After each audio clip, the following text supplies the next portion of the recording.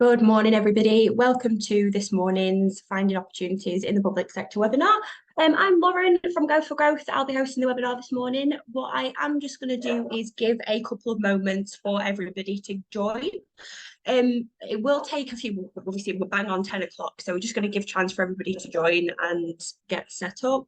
Whilst I am waiting for people to join, if I could just make note that this morning's session is being recorded.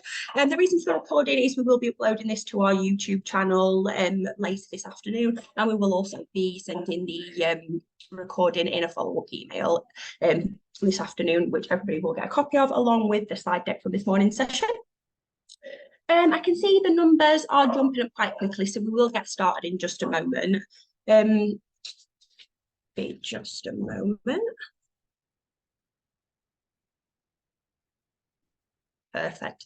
Okay, so we look as though we've got enough people ready to get started. I just want to check that everybody can see on the screen. If there are any issues throughout, because my screen sharing sometimes can be a little bit of a nightmare, you just pop in the chat function, let me know if there's anybody who can't see anything, and we'll work on it as we go. But up to now, I believe everything is working as should be.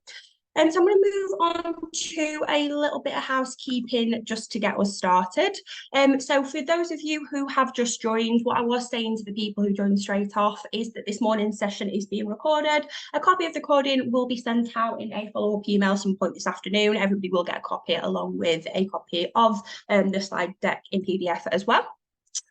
If you do have any questions throughout this morning's session, if you would be able to pop the questions in the Q&A function rather than the chat function, it just gives me a little bit more, allows me to control it and see the questions that have been raised a little bit easier. The chat function is also active. You can send messages to either just myself, or you can share with all participants. If you want to make an introduction, introduce who you are, where you're working from, that kind of thing, that's always encouraged in these sessions. So a little bit about myself. I'm Lauren from Go for Growth. I'm the procurement assistant here with Go for Growth, and my role is pretty much, it's provider facing more than anything. So I deal with them one-to-ones. You'll find out a bit more about our one-to-one mentoring sessions as we run through today's session. In addition to that, I deal with content creation. I deal with procurement aspect, of course, within Go for Growth, but also just general day-to-day work with my colleague Jill. Some of you may have seen Jill in our previous webinars. There will be contact details for us towards the end of today's session. But again, any questions, please do ask, whether that is during today's webinar or following. A little bit about what we are going to be covering then in today's session. So we're going to be covering the public sector, and that is a quick brief overview of who the public sector are and what they buy. Secondly, we're going to be looking at procurement portals. So when we speak about sorry, I've just seen the chat come through about chat being disabled. I do apologise about that. I will take a quick look at that in just a second, and thank you for pointing that out. But yes, procurement portals are where public sector procurement opportunities are advertised. We'll speak a lot more about procurement portals as we run through today's session. Before moving on to networking and social media, how can you work on finding opportunities in the public sector via networking and via social media? And then finally, if you have attended one of these finding opportunities in the public sector webinars before, you will note that we've not covered the Procurement Act 2023 previously. We've added a real brief slide into today's session just to introduce the Procurement Act 2023, and just to highlight a couple of things that will be changing in procurement regulations, which may affect how you find opportunities and how you stay involved with these. But as I said, we'll come to that as we go. What I'm just quickly going to look at is the chat function, see if I can get that activated for everybody. I do apologise if not. I can obviously see the chat.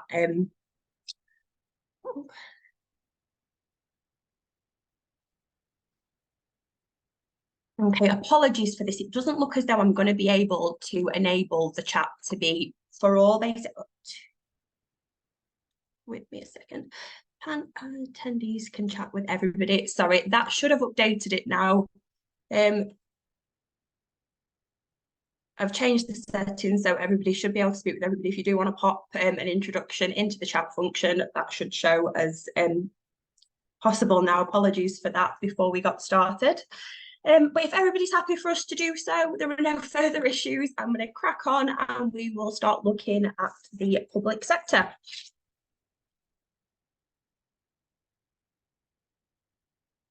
So who are the public sector then, to get us started? So the public sector are a portion of the economy that are owned and run by the government. So the public sector are the provider of public services in the UK. And it's, like I said, this first slide is a very quick one just to give a basic understanding of who the public sector are. When you are thinking about the public sector in the UK, you can think of your local councils, higher education bodies, so universities, university centres, that kind of thing, local NHS trust or the NHS as a whole. You'll be thinking of like refuse services, that kind of thing, any service provided, any public service provided, basically.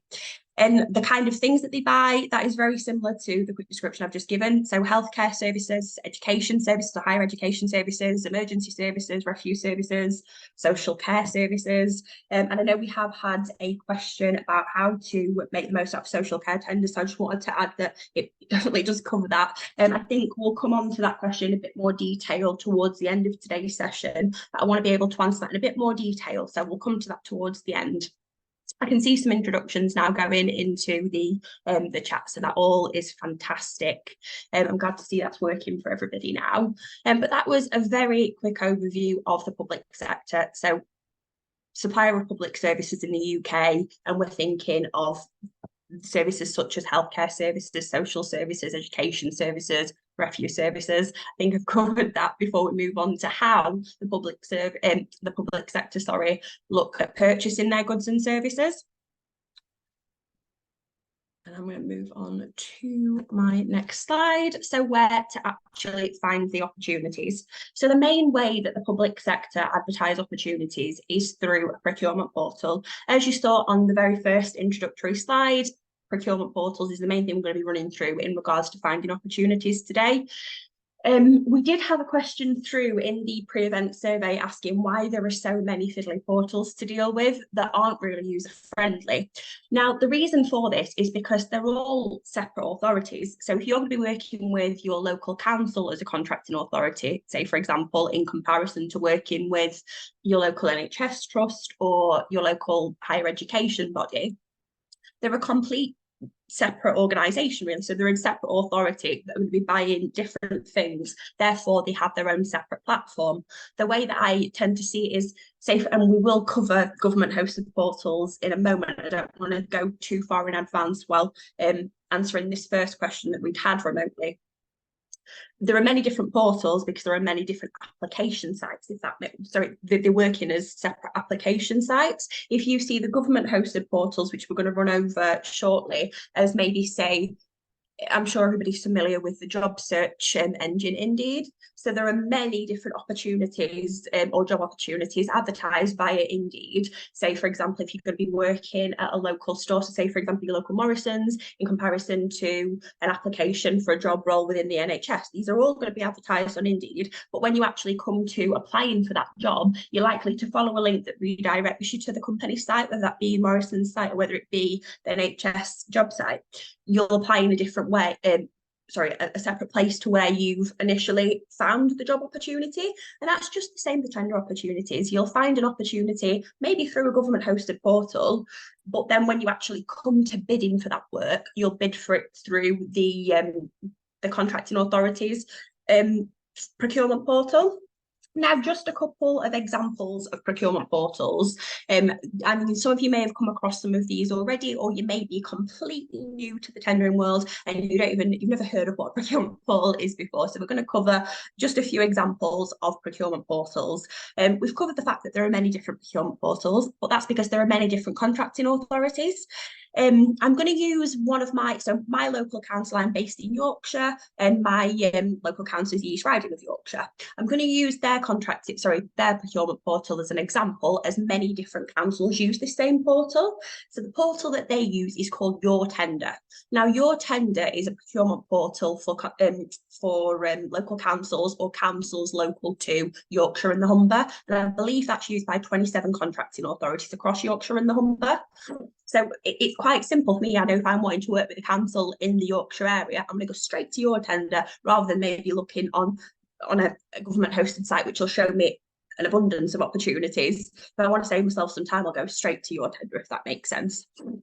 Alternative If you were looking to work with the NHS or your local NHS trust, you may have come across a portal, or you may in the future come across a portal called Artemis. Artemis is the host for the NHS trusts procurement opportunities, or the majority of them at least.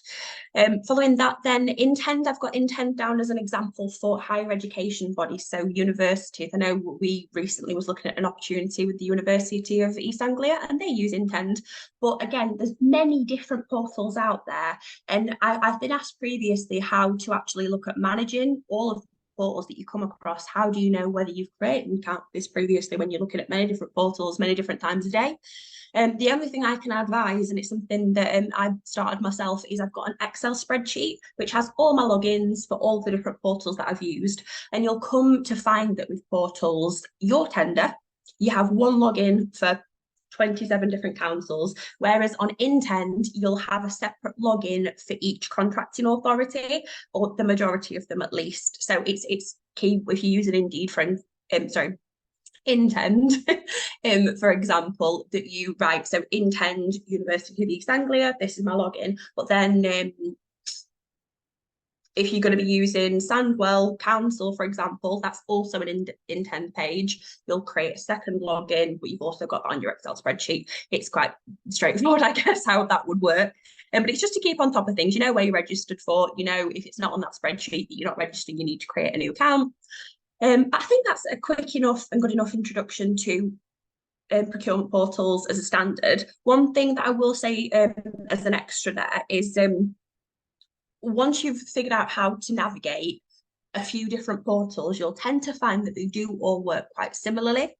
So navigating a procurement portal to begin with can be quite a bit of a minefield, understanding where to actually find where the actual opportunities are advertised in comparison to where contracts that you're already working on are stored and that kind of thing. What Go for Growth can support with is the overall basic navigation of procurement portals, because as I've said, it can be a bit of a minefield. We do have a YouTube channel, which we are going to be linking in the follow-up email, and you can find demonstration guides for multiple different portals. We are going to be running through a demonstration. I can see, sorry, my slides jumped forward then. I can see that we do have a Contracts Finder demonstration later in today's session, just to give you a quick overview of how Contracts Finder works, but we haven't actually got into what Contracts Finder is as of yet. So we'll get back on track. That covers procurement portals as a standard. If you have come across a portal that we've not covered a demonstration of on our YouTube channel, which you would like some guidance for, please don't hesitate to get in touch. We can create the content for you. It would then be uploaded to YouTube, but we can share a copy with you as soon as we've got it sorted. So moving on to then government hosted portals. So there are two government hosted portals in the UK. They are Contracts Finder and Find a Tender Service. Now, the reason there are two portals, Contracts Finder is for generally lower value contracts, and it's actually mandatory for central government at least that any opportunity worth over £10,000 is advertised on Contracts Finder. For the rest of the public sector, good practice, it's not mandatory, but good practice is that any opportunity worth £25,000 or above is advertised on Contracts Finder. Like I said, that's not mandatory, but it's good practice.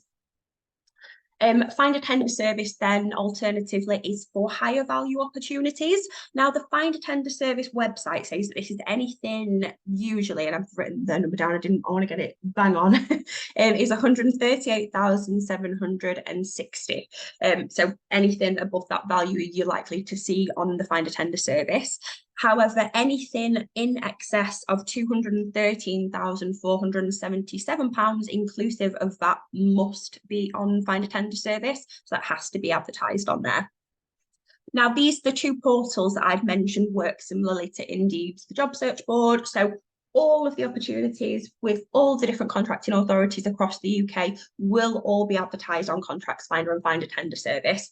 I'm focusing my attention mainly towards Contracts Finder today, as we are going to be doing the demonstration of Contracts Finder. There is a demonstration for Find a Tender Service on our YouTube channel as well, if you are wanting to look into that in a bit more detail, or if you've got any specific questions, you can either pop them in today's chat function or let me know following today's event, and we can have a one-to-one demo if that's something that anybody was interested in. I want to make it very very clear that these one-to-one demonstrations are completely free of charge for anybody who wants to take advantage of them, and they can be a really good tool just to ask any questions, to get an in-person step-by-step demonstration, or just ask some really in-depth questions. They're half an hour long, but if we need longer, we can always double book a session or anything like that. I just wanted to make that very clear while we're chatting about it today.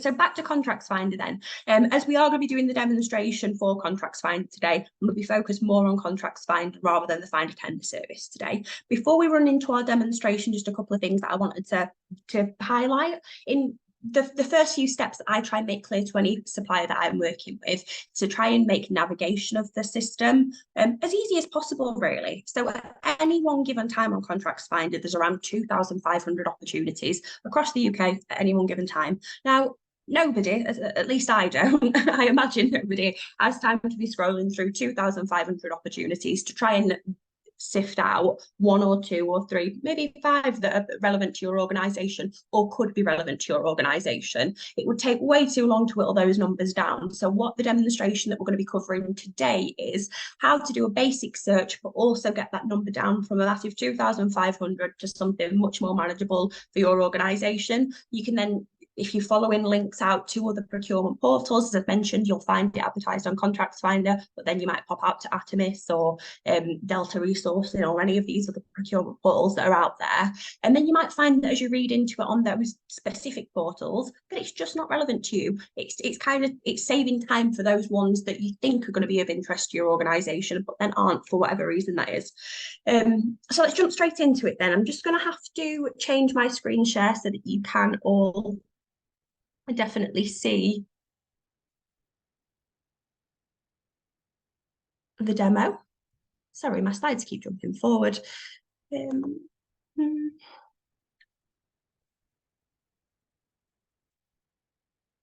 Okay, I've said that. I'm just going to check the chat and make sure there's no specific questions before we do move forward.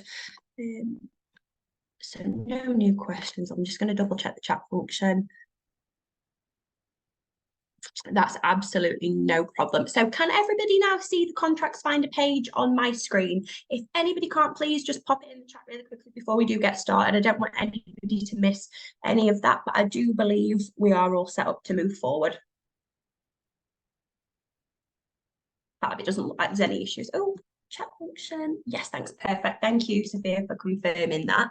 So this is the homepage of Contracts Finder then. So just a couple of things before we do get started. You are able to register for an account on Contracts Finder. Well, I already do have an account set up. I'm not going to sign into my account today. I just don't think it's important for the type of demonstration that we are doing. But if you were to create an account on Contracts Finder, the benefit of doing so is that you can save searches. So as you are playing around with Contracts Finder and Finder Tender service, you'll find that you end up using certain little, you'll have certain little hacks for your own organisation, which brings you back opportunities which are relevant to your organisation, whether that be that you save in a search with particular keywords, particular locations, or particular codes. I'm not going to give any more information on codes just for a moment, because this is something that I want to cover in a bit more detail. It's going to be a thing called the CPV code that we're going to be covering in just a moment. I'm not sure how many of you will be familiar with CPV codes, but if you're not familiar with them now, you will be by the end of today's session. So we're going to do a completely blank search, just so you can see what I mentioned in regards to the fact that there are a lot of opportunities out there at any one given time in the UK, and then we're going to run through how to actually narrow those down. So this is a blank search. These are the things that you can change before you get into things, is by using a keyword. You'll see that when I'm doing searches with the providers that I've been working with in the past, I've searched things such as growth, mental health, and then I put young. That may be for young people. The actual contract location, so you can select all locations. That will give you any opportunity across the entirety of the UK.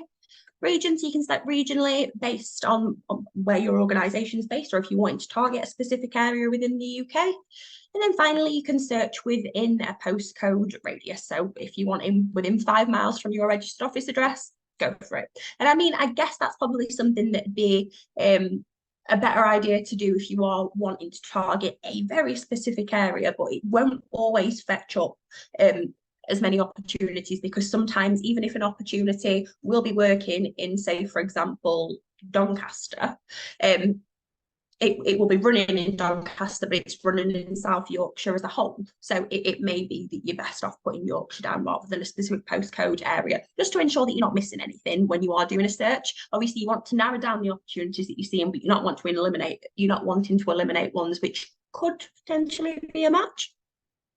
So, like I said, I'm going to leave this all blank. Next thing to cover then is the actual stage of procurement. So early engagement, future opportunity and opportunity, and then also awarded contract. Awarded contract is the only one of these 4 boxes that I wouldn't be ticking. This if you want to find out information about opportunities that have been and gone, if you want to find out who won them, like when they're coming up for renewal, that kind of thing, but it's personally not something that I ever spend time searching for.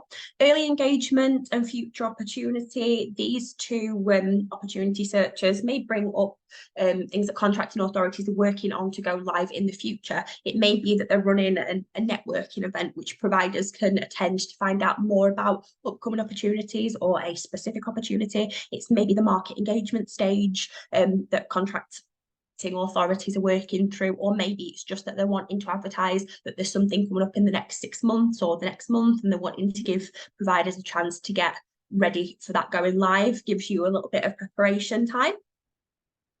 So we're going to run this blank search then, and as you will see, typical, that's because I've had this in the background for a while this morning, so let me just update that search. There you go. So you'll see 2,436 notices, really not far from the 2,500 ads suggested. Now, what I'd briefly mentioned is CPV codes earlier. Now, I'm just going to run through ways that you can actually refine the search now. So to get that number down from 2,436 to something a lot more manageable. Now, I'm going to use Go for Growth as an example. So a first way that I may narrow down my search is using one of these previous searches that I've used, and that could be SME growth or SME development. Say, for example, I'd play around with the kind of words that I use on a day-to-day basis when I'm trying to explain Go for Growth and the type of support and services that we can offer. Popping this search in alone then, we'll update my results to 93 notices, already a whole lot more manageable than 2,500 opportunities. But again, 93 notices is still, again, something that it's going to take me a fair while to run through if I'm going to spend a full day looking through all these opportunities and actually having a good understanding of what the opportunity is by the end of it. It's going to take me some time. So we're going to try and run that down a little bit further. And again, you can do this by specifying the stage of the procurement. If you wanted something that you can go and bid for straight away, you'll maybe only do a search with the actual opportunity.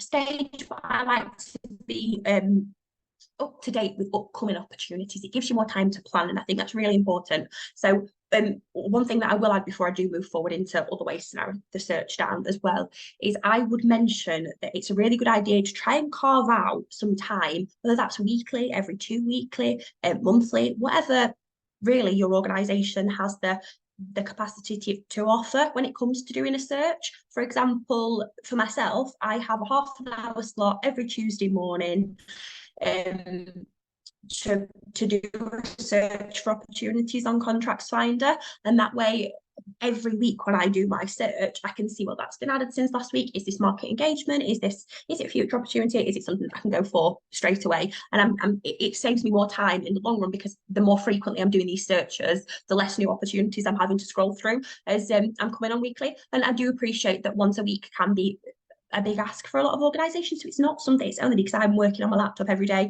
looking through opportunities as a standard part of my job anyway, that I get the chance to do this. So if you only have the capacity to do it once every 2 weeks, once a month, you do as works for you. And also in addition to that, what you can be doing is creating an account on Contracts Finder and asking for notifications of new opportunities to be sent through to you.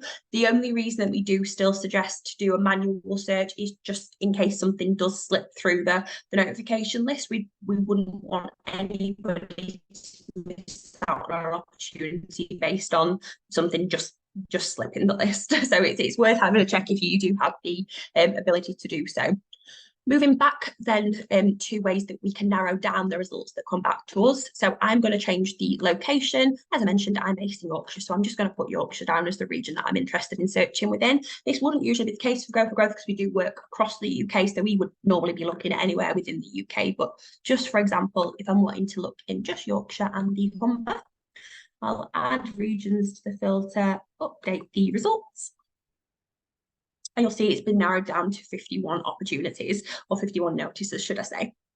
The final thing that I wanted to cover on Contracts Finder then was CPV codes. I mentioned CPV codes very, very briefly just a few moments ago. But what a CPV code is, CPV code stands for Common Procurement Vocabulary. And what a CPV code is basically a code which identifies the type of product or service your organisation offers.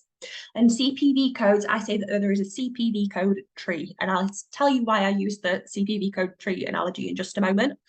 We will get the CPV code tree up first though, so you can see it as we go. So down the left-hand corner here, so the left-hand side of the page, should I say, you'll see industry CPV code.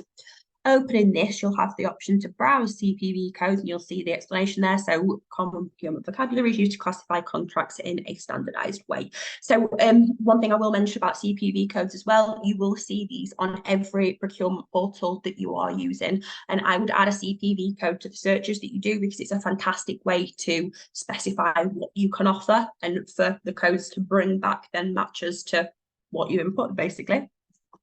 So browse CPV codes then.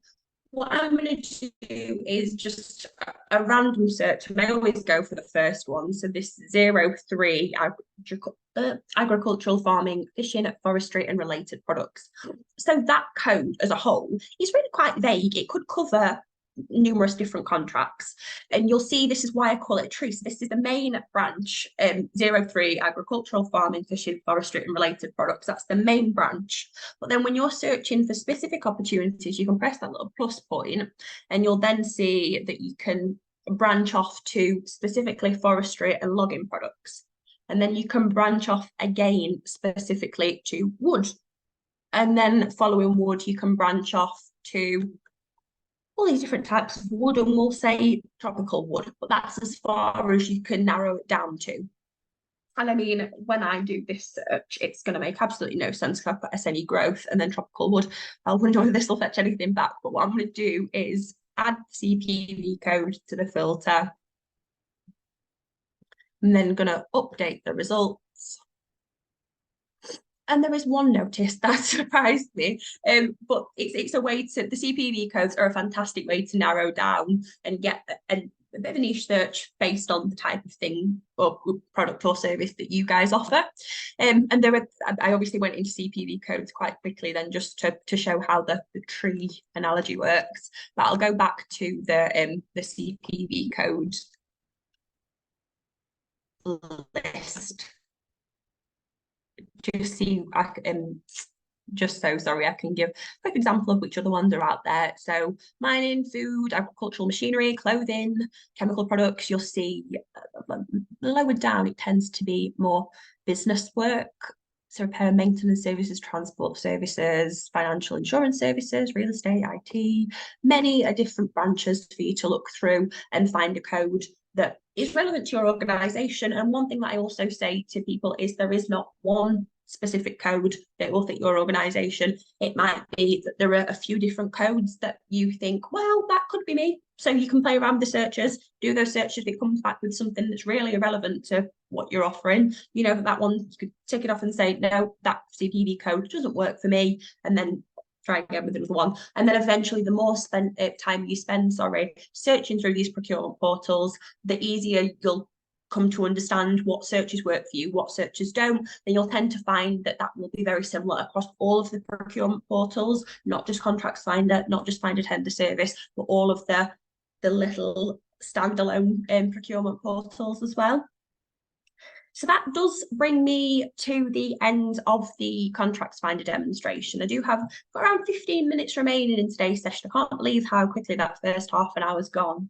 But just based on the Contracts Finder demonstration and procurement portals as a whole, is there any questions that anybody would like me to cover at this point before we run on to networking and the Procurement Act?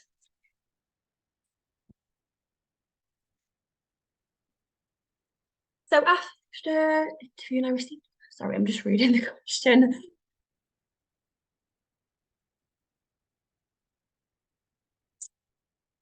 So after interviewing, I received a letter saying that I'm in the recruitment pool. However, since then, I've called them twice, still no vacancy. The question is, how often should I call them and what should I ask?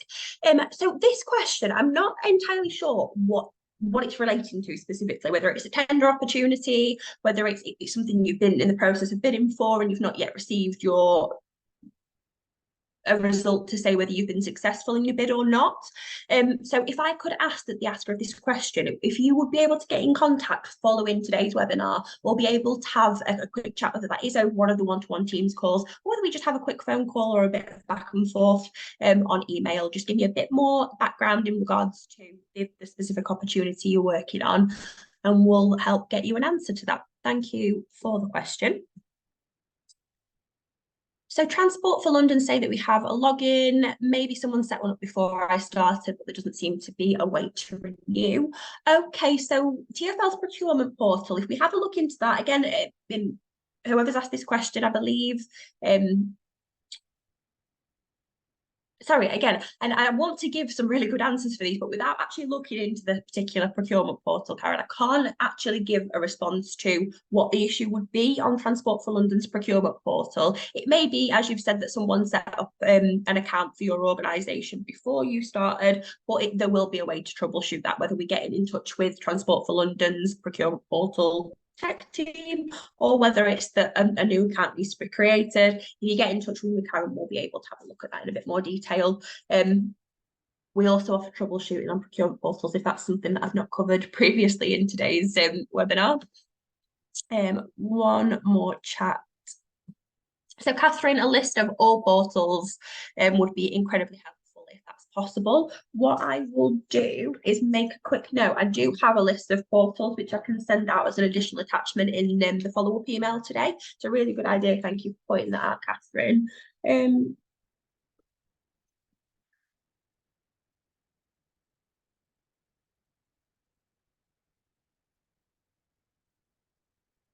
So the list that I'll be sending out in the follow-up email, it's a list of different portals and just an example of who you may find using these portals. So like I'd said, Your Tender, councils in Yorkshire, Artemis, NHS. But if you do want any more information on any portals that aren't covered in the list that I do share, just let me know and I can send out updated versions following today's session if you ask something specifically, that is. So I'm going to stop my share on the Contracts Finder page now. I'm going to go back to my slides and hopefully they stop jumping forward at this point for me. That'd be fantastic, wouldn't it? So where to find opportunities, and we're going to move forward then on to engagement. So networking events and social media. So how can these two things help you find opportunities in the public sector?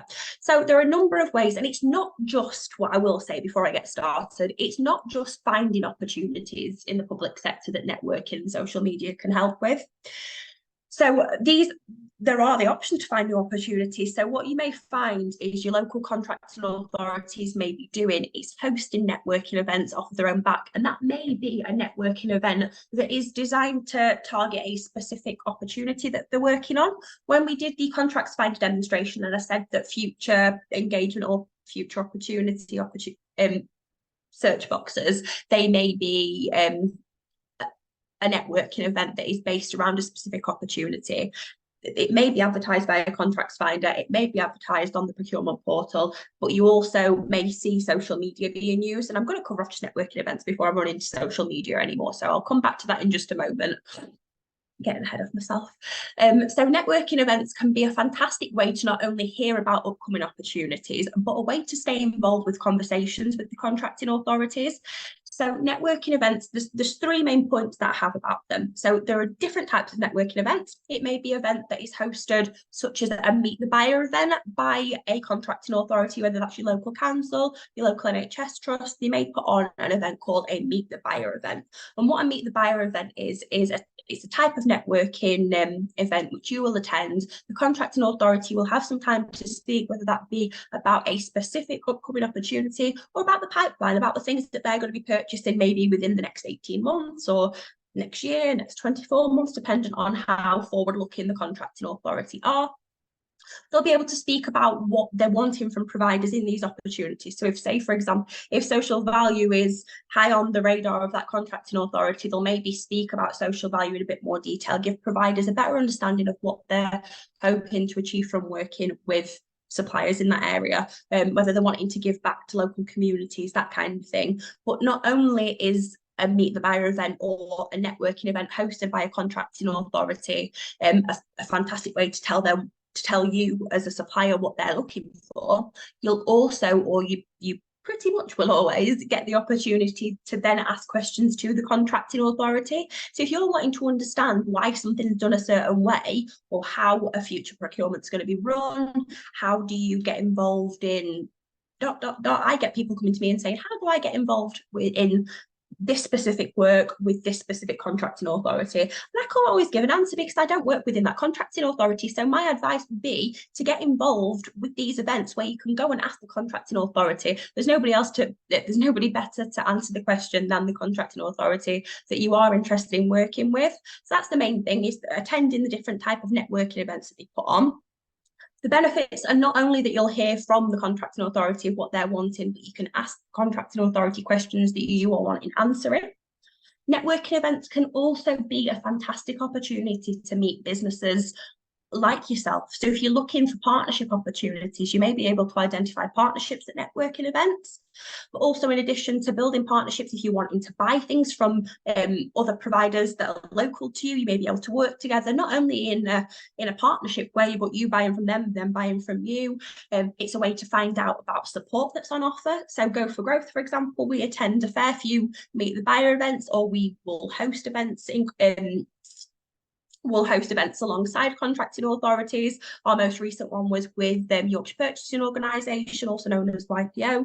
That was hosted, I believe it was last Tuesday. But you'll find out more about the support that's on offer for you as a provider or a supplier as well. So just a few reasons as to why networking events can be a great thing. And social media is on this same page as well, as it can work very similarly. So social media is, I mean, we're in the times of social media, aren't we? So more things we are tending to find. We're using social media for more and more things, is what I'm trying to say. So when I'm advertising an event that we have coming up, it's posted all over social media. That's the same with the contracting authority. So if a contracting authority is running an event, if they're wanting to see people in person, you're going to tend to find now that these events, training opportunities, are going to be advertised across Facebook, LinkedIn probably more than anywhere because it's a business platform more than anything. But if you follow in the contracting authorities that you know you're interested in working with, if you give them a follow on LinkedIn or a follow on Facebook, on X or on Instagram, you can stay in touch with what they're up to, but not only stay in touch with what they've got going on in regards to events and upcoming opportunities, but you'll also see that contracting authorities are speaking about what's important to them. So you as a provider can also get involved in those conversations via social media. You can give your opinion, or you can demonstrate to the contracting authority how you align with their views, or at least if you're not going to be within the conversations on those social media platforms, you can take away from the conversations that are being had on there. You can make notes so you know that based on the fact that Barnsley Council have stated that this is really important to them and they're working on this, you can make note of that and you understand how you can better align with the needs of that authority, basically. I hope that does all make sense. But again, any further questions regarding networking events, how to find out about those, how we get involved in those, you're more than welcome to ask those questions, whether again that be during today's session or whether that be following the session. And again, social media, we are really big on social media. It is how we get word out there about the type of support that we offer, about our events, about our training courses, and all that jazz. So do feel free to follow us on social media. I can post our social media. Well, you will find our social media links at the bottom of our email that we do send out this afternoon. We're also on the mailing list if you want to stay in touch with them, up to date with the kind of things that we're doing. So final slide then before we do kind of come to an end. I am conscious of time. We've got 5 minutes to cover this, and then we are going to go into a Q&A. If there are any questions that are asked that we don't have time to cover this morning, what I will do is make note of those questions and we will answer them in the follow-up email. So moving forward then to the Procurement Act 2023. So as I said, this is a bit of, it's going to be a very brief explanation of the Procurement Act 2023 and just a brief explanation of some of the changes that are going to be coming and how they may affect finding opportunities in the public sector. So the first thing that we wanted to cover was the planned procurement notice. So what the planned procurement notice is going to be doing, it's going to work to enable early notification of upcoming opportunities. Now, I don't have a specific time that a planned procurement notice would need to be posted in advance of an opportunity going live, but the notes that I have just tell us that it is as much notice as possible. So if it's identified that an opportunity is going to be going live maybe next year or in the next 6 months or in the next 18 months, it'll be posted as early as possible, enabling interested suppliers, such as though if you find an opportunity that's posted a year out, so it's posted a year in advance of it actually going live, or 6 months of it going live, it gives you as a provider a lot more time to have not only identified the opportunity by doing the searches through the procurement portals and Contracts Finder, it gives you a chance to really understand the opportunity and determine whether it is something that not only suits your organisation, but to determine whether you have time to get involved. Gives you time to prepare, the time to prepare a bid, basically, because it can take a hell of a lot of work. And if you're only going to find out about an opportunity 2 weeks before it goes live, if you've got annual leave coming up, or if you've got a lot of staff away on annual leave at that point in time, it can make something that you otherwise would be really interested in rather impossible. Whereas if you've got a year to plan and prep, or 6 months to plan and prep, that's going to be a lot more helpful for providers, in my opinion, at least. So that's the planned procurement notice. The second one that we wanted to cover then is preliminary, sorry, I cannot speak this morning, preliminary market engagement notice. So this is a new thing which is going to be in place, going to be replacing, should I say, the prior information notice. Prior information notice, also known as a PIN, if any of you guys have previously heard of that.